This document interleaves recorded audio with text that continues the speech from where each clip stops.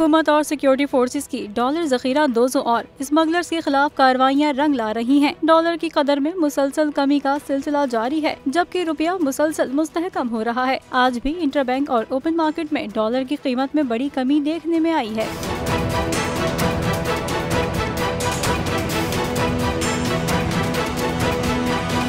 Media reports के मुताबिक interbank में डॉलर ₹1.04 सस्ता होकर 281 रुपए 65 पैसे का हो गया। गुज़िश्ता हफ्ते कारोबार के आखिरी रोज इंटरबैंक में डॉलर 282 रुपए 69 पैसे पर बंद हुआ था। इसके अलावा ओपन मार्केट में भी डॉलर के भाव में कमी जारी है। ओपन मार्केट में डॉलर ₹1 सस्ता होकर 280 रुपए 50 पैसे का है।